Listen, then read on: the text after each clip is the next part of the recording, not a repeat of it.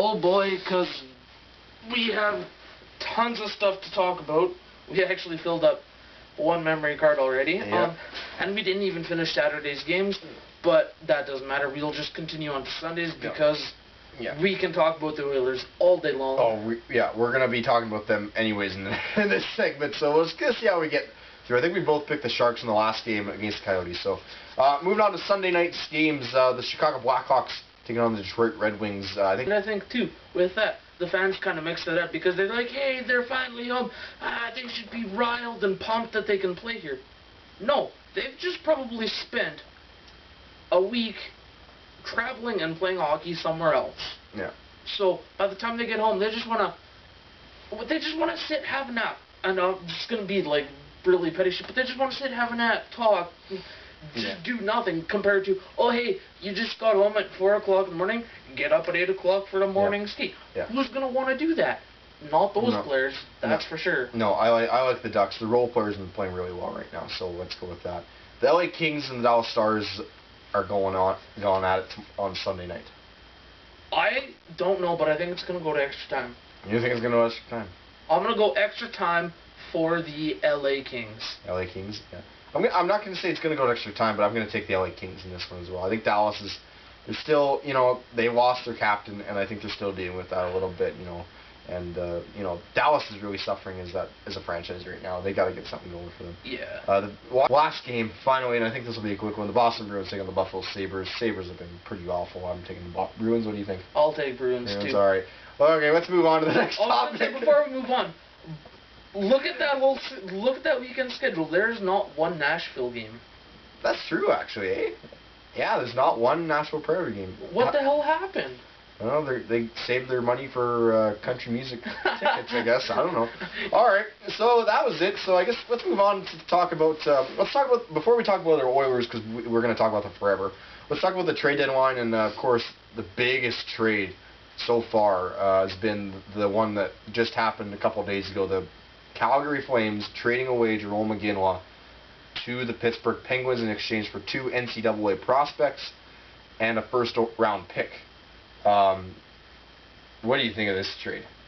I think it's, with Iginla coming up to his final couple seasons, kind of like Ryan Smith, and I'll probably talk about that once we talk about more of the Oilers, but with Iginla coming up to his final few seasons, I think he's kind of looking for maybe some, not necessarily fresh meat, but I think he'd like to try out a few different players compared to, oh hey, you're going to be paired up with these two people.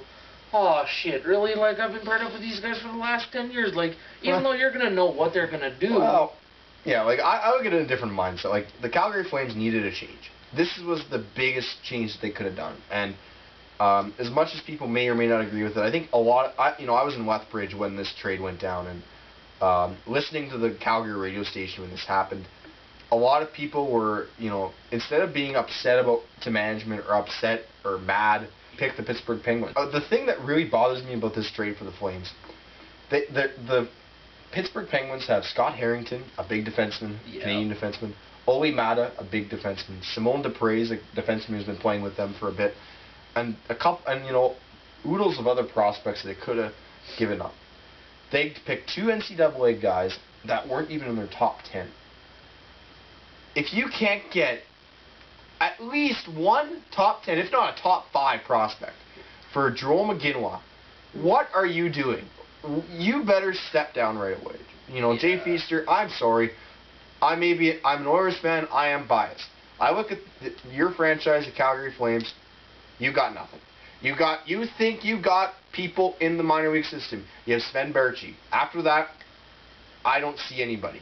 Jay Feaster, you gotta look yourself in the mirror and say, where is this franchise going? Where is it going to be in 5 or 10 years the way you're building it right now? It's going to be right where it is, right at the bottom of the league, and I know that because I've been with the Oilers for so long. So, suck that, So, anyways, I think, Pittsburgh won that trade, I believe. But now, before we go on talking about other stuff, what do you think about how Jarome approached Boston? Do you think that was the right thing to do? Well, you know what?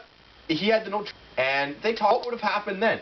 You would have gotten that down. You would have made the deal with Boston. You'd be off with the Bruins. Maybe not win a Stanley Cup, but he would have went to the Bruins and would have got better prospects. But Ken King stood up there and said, you know what, it was ultimately the player's decision where he wanted to go. And then Bob McCown asked him straight up, basically, if you could do it again, would you get the deal in writing? Would you get the prospect of him accepting a deal with these 4 teams in writing, so you didn't have to go back to him and say, is this good? And he would get the final say. He said, yeah, I think we probably would have done it in writing, you know. Yeah. So that, you know, I think that's just dysfunctional management right there. I think the Flames should give themselves a head shake and say, we blew it. We could have got something better when we were limited with what we had. So the Penguins are going to really like Jarome Iginla. I don't think there's a team that wouldn't like Jarome Iginla. And I think, you know, Penguins are going to win the Stanley Cup just because they're depth and everything else. And for quick talk on that with Iginla going to Pittsburgh, do you think he's going to be paired up with Malkin and Crosby? Well, thing is, the Penguins love to have Malkin and Crosby on different lines just because they're both centermen. That's a natural position. Right now, before Iginla, they had Dupuis and Kunitz with Crosby, and they had Malkin with Neal, and then I think it was Bo Bennett, which is one of their young prospects. With Morrow in the mix, I think he might move up and take Bennett's spot. With Iginla, anything's open in the playoff time. Jarome Iginla will be perfect in the playoffs. Yeah. But you know what? I think you stay with what you got right now, and then maybe once your team loses a game or 2, if that happens, then you maybe switch the lineups up. All right. So, and even if they don't go with it, do you think Pittsburgh, for the first game that would be tomorrow against New York Islanders, do you think just for shits and giggles to maybe scare the Islanders, do you think they might go Malkin, Crosby, and Iginla just for that first 30-second shift, just to see what they could do? Well, they definitely could try it, but you know, with the Islanders, you know, I'm not disgracing the Islanders. They're actually having a good season, but I don't think they're going to do that. I think you wait until the playoff time comes. Yeah. You wait and you say, okay, we're down 3-0 against the Bruins or somebody like that. Yeah. That's when you put up all the big guns, put them in the basket, throw them out there. Put Letang, put Crosby, put Malkin, put Iginla, throw them all out there. Say, okay, guys, see what you can do, and play them for the entire game. That's when you're going to get a lot of goals, and that's what's going to happen. So, good times in Pittsburgh right now, I'll tell you that. And they weren't very good for a long time, getting a couple of first overall picks. Yeah. Fingers crossed they'll have twice. So now let's maybe move on to what's maybe going to happen on the trade deadline day with our team, the Edmonton Oilers. You know, they won last night to the Columbus Blue Jackets, so they're tied for 10th coming into tonight. Who are the guys that you would maybe look at the lineup and say, you know what, maybe we're not going to get there, but maybe this guy could bring a piece back that might get us closer? So you're saying take players out of the lineup? Okay, maybe since his injuries. You know, he was such a great player when he came over from Anaheim. You know, he led the team in points his first full season, then he got injured, and he's never been the same since. I mean, I think if you can find a team that can say, you know what, we're happy with his health. I think he's a good player. And he still is a good player. You know, he's an all right bottom 2 defenseman. You know, he can still provide that sort of thing. If you're looking for depth on the defense, he's your guy. And I think if you can find a place for him and get some good value for him, I think it's worth it. Another guy that, you know, that doesn't get much. Well, actually, I'll get to him in a minute. But the guy that could get a lot of attention, although he played really crappy last night, was Nikolai Khabibulin. You know, a 40-year-old goaltender who could provide veteran goaltending to a team that needs some goaltending just for, you know, safety reasons. Give him to Vancouver. We'll trade Khabibulin for Schneider. They can have Juan going Khabibulin. I don't think perfect for us. Right? Yeah, exactly. Schneider. It's perfect for us. But you know what? When Jarome Iginla only gets 2 college prospects in the first-round pick, the value of anybody just goes down immensely. So if you can get a second-round pick for Khabibulin, I'd be happy with that. And I think, you know, with the way Khabibulin has been playing, I think his value is as high as it's going to be. Oh, the last game was awful. But, you know, he's not going to get much better for you. You could, you know, there was talk that they might sign him to a contract extension for a year just because he's been playing so well with that tandem of Dubnyk. You know, and Dubnyk's been playing really well. But, you know, if the right deal comes, I think they might move him. And I think he might not be an Oiler come August 3rd. Or April 3rd. August 3rd. April 3rd. April, August, who cares? But I think, too, it's really surprising that with Khabibulin's accident that he got into, or he got pulled over last summer. So he did. I had a little too much to drink. Just like us tonight. Hey. Hey. But he got a DUI. Got a DUI and Couldn't play for the first couple of months of the season. Goaltending presence to be a backup. Nikolai Ehlers is definitely an option. You ask about the injuries, you ask about the groin, you ask how everything's going. If everything seems all right, and you looked at all the X-rays and all that good stuff, and he's not going to be playing every day. Once the playoffs come around, he might not play at all. Yeah. But it's nice to have a guy back there. You know what I mean? So I would be completely open to if I'm even the. I don't know. I actually don't. Who would actually be involved with Nikolai Ehlers, do you think? Like right now, I'm trying to think of a team. Maybe the Chicago Blackhawks, just because Corey Crawford has been very good, but he has had issues, and Ray Emery is Ray Emery. You don't really know what you're going to get. But he's an iffy target, right? Like maybe the Anaheim Ducks might be a nice pick, just because they have two goaltenders that they don't really know which one they're going to get. Yeah. But and who knows? What you're saying is good too, but I also think that you could almost go to the bottom of the pile of the NHL and be like, hey Nashville, hey a couple of these other low-tier teams, and say, hey, we got this really strong veteran goalie. No, absolutely, we can do that. Who are you looking to trade?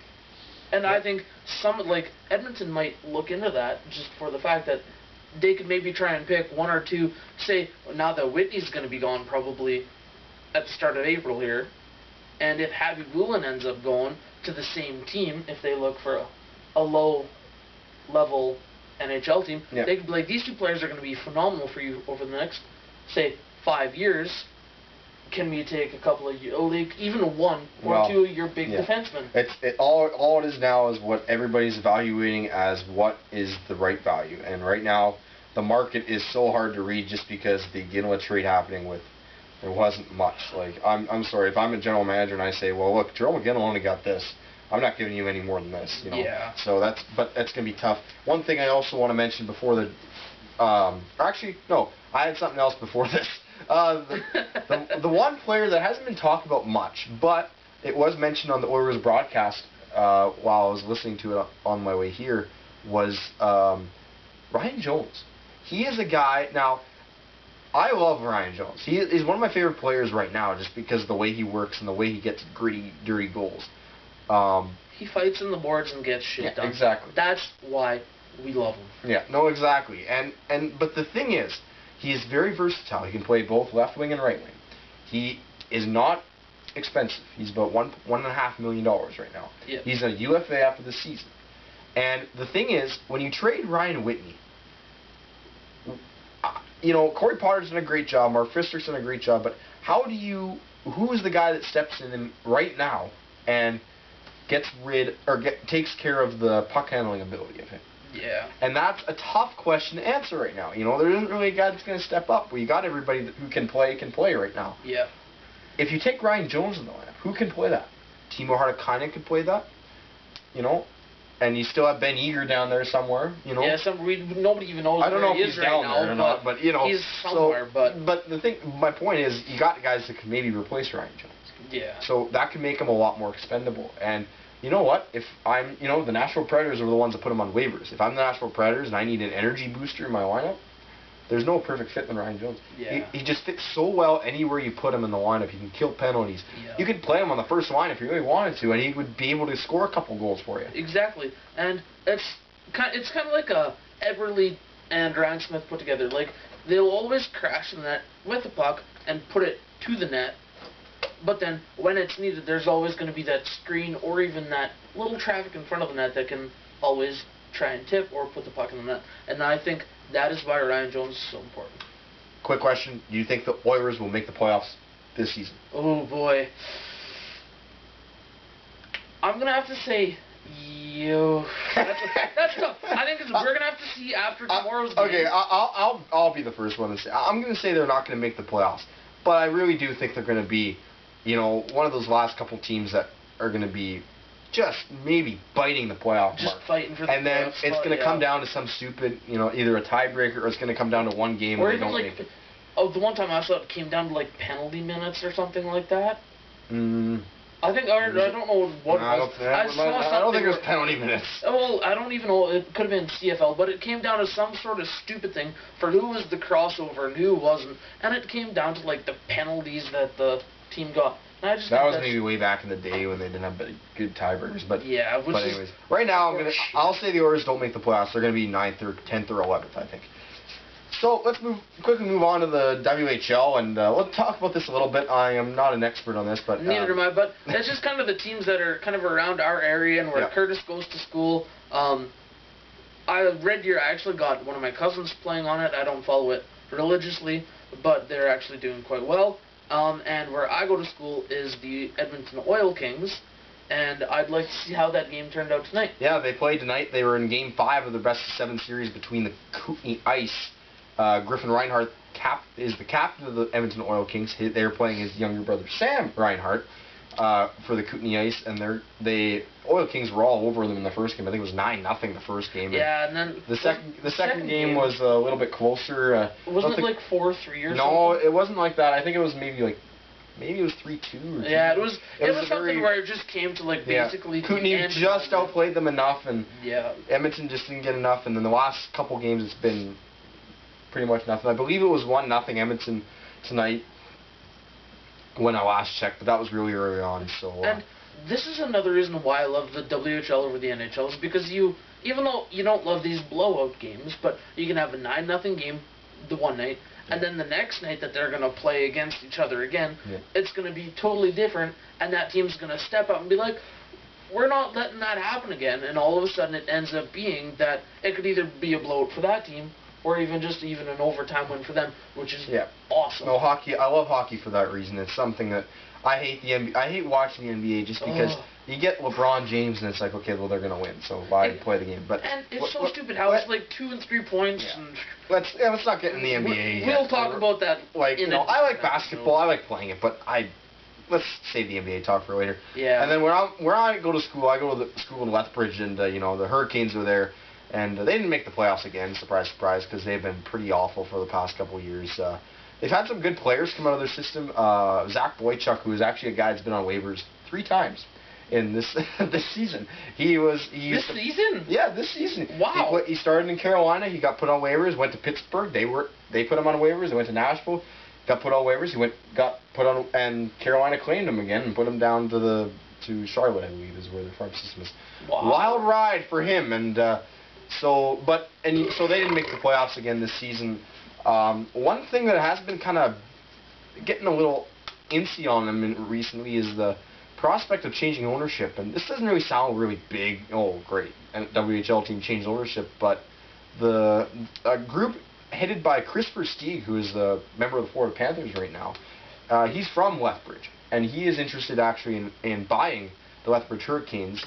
To keep him in Lethbridge, obviously, and just to maybe give him a bit different ownership. And just judging by the number of players that I have heard from, former players from the Hurricanes that I've heard from on Twitter, they're all for it.